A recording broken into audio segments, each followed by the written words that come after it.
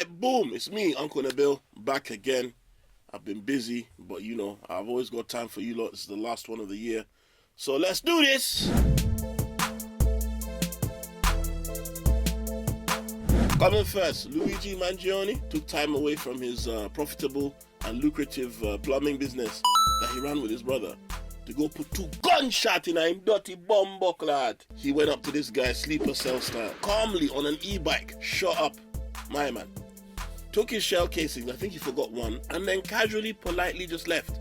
Like he didn't even run, he just vanished into the ethers. Apparently he got ratted out while going to McDonald's.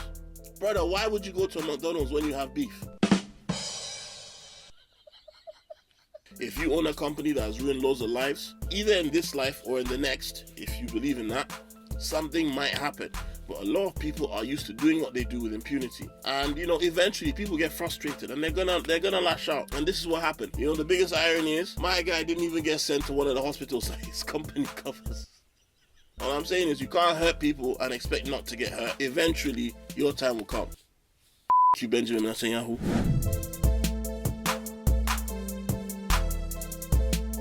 Bashar Bashar al-Assad.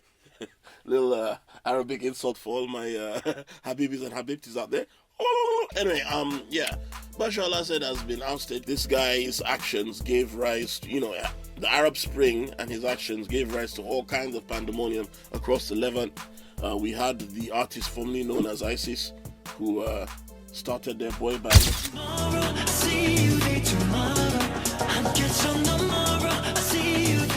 Have you ever been in a bar fight before? One guy shoves your friend, you hit him, his friend hits you. Now a bunch of other guys run in who don't like the guy that hit you, they don't even know you. They start fighting that guy.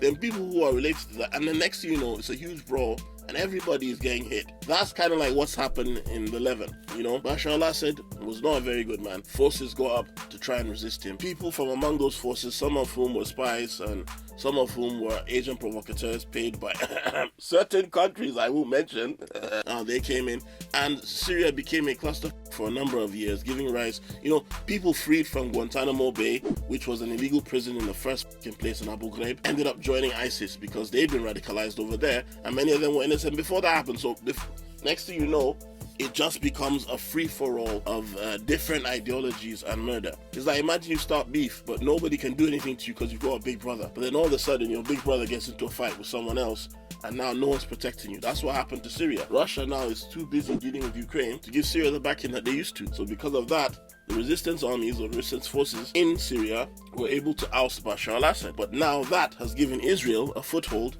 in Syria, the Golan Heights.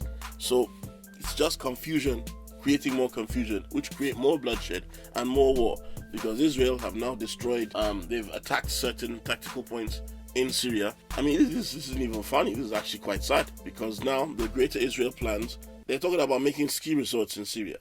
Like, this is the country that's supposed to be at war and terrified for their future because they're being attacked by people in flip-flops, but they still have time to plan building ski resorts. I'm sorry, but that to me already sounds a bit mad, don't you think? Like, how can you say your country needs to be defended, but you're already planning to make like an amusement park in Gaza and a ski resort in Syria? I'm sorry, but if I really had an enemy that I'm worried about, I wouldn't be planning a barbecue in man's backyard. That's just mad.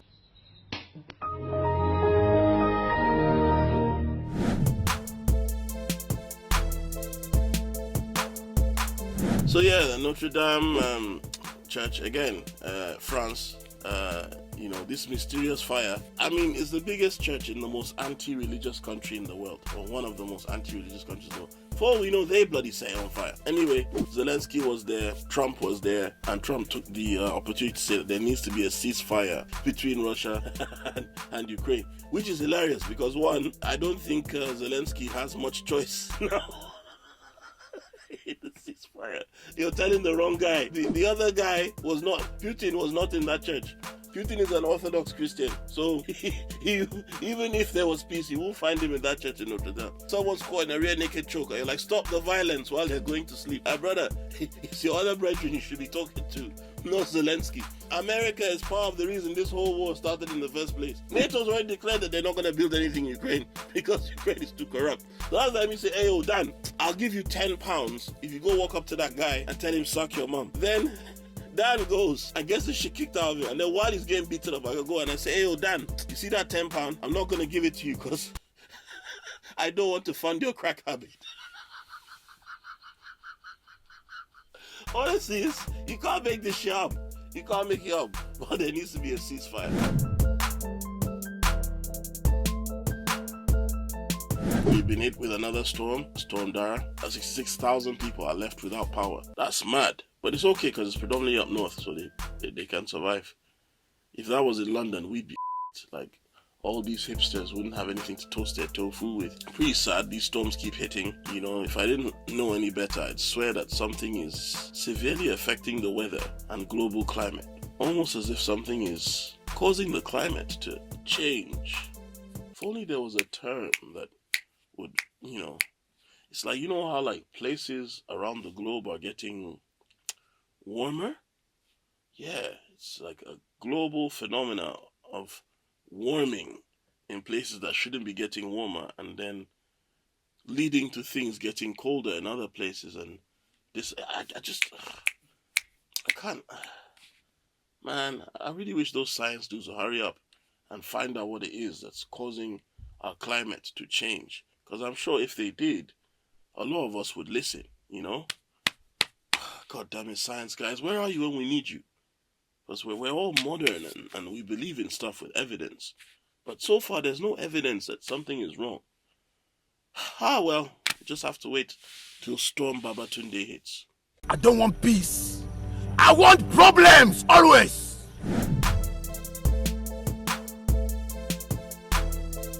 I've seen this week people are taking the lyrics of Defying Gravity and really holding space with that and feeling power in that.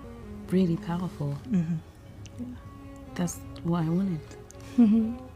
Yeah. I didn't know that was happening. So guys, I just want to say that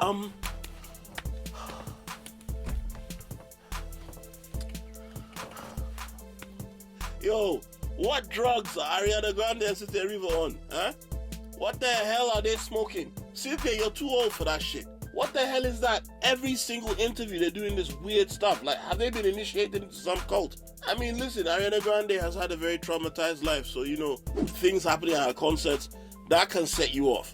But the only thing I know about Cynthia River, okay, yeah, she sings, and she said a bunch of messed up stuff about black Americans on Twitter, which they have not forgotten, and rightfully so.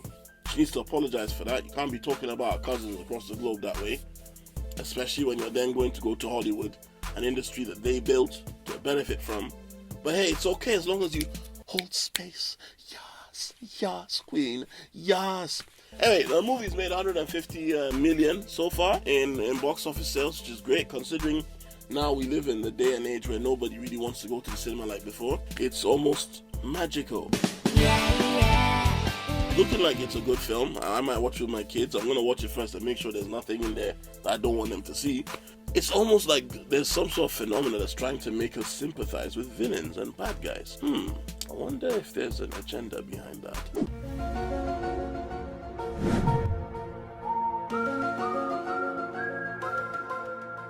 Speaking of villains, Greg Wallace. Greg Wallace, you bald pussy. Listen, I have my own feelings about Greg. Having done a series of Celebrity MasterChef, when they asked me how I felt and I said I wanted to put his head on the grill, I'm not going to say more than that, but he stepped down. He's saying that apparently it's women of a certain age. To be honest, I'm with you there. Middle-aged white women are insufferable, but I'm managed by one, so they ain't all bad. One of them changed my tax bracket. You're going to find a lot of these guys have existed in a bubble where there have been no consequences for their actions. No one's ever pulled them up for something they've said or done, and they do what they like and it won't make the edit anyway, so they're fine.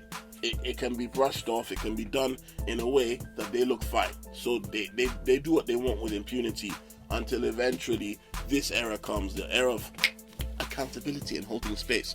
And, you know, then all of a sudden people get called out for things that they've done and said. This is what happens when people don't face consequences for the way they talk. F*** you, Baldy.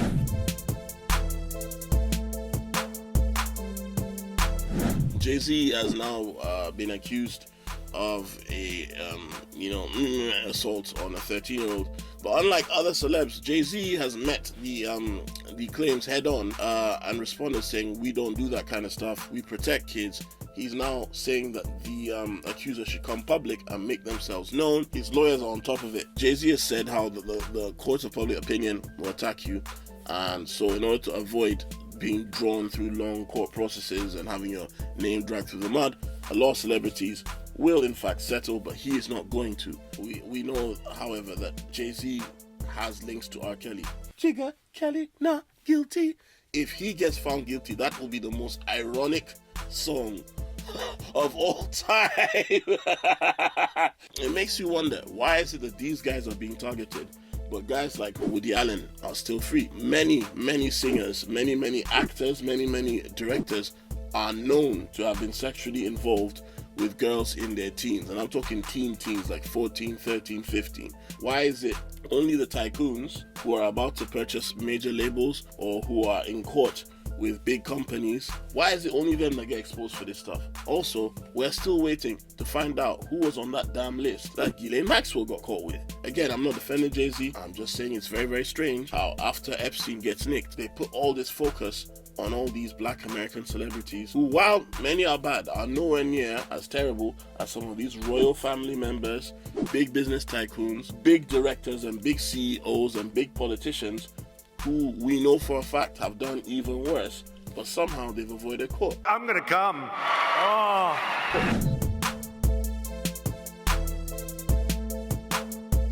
And we are done. Thank you for watching. That will be our final episode of Nabil Knows for the year. I'm going away. I need a break, but I'll be back. So once again, thank you so much for everything. Please continue to like, share, subscribe, and let me know what you think in the comments down below. And I'll see you next year. Enjoy your festivities during the winter solstice for those of you that observe and partake in them. And I'll see you soon. Also, I'm on tour February 15th, Urban Batuta. Links available on my website. Please come see me live. I promise you it's much better than this. And this is a side project. The real thing is the stand-up. I am very good at standing up. Trust me, better than Viagra.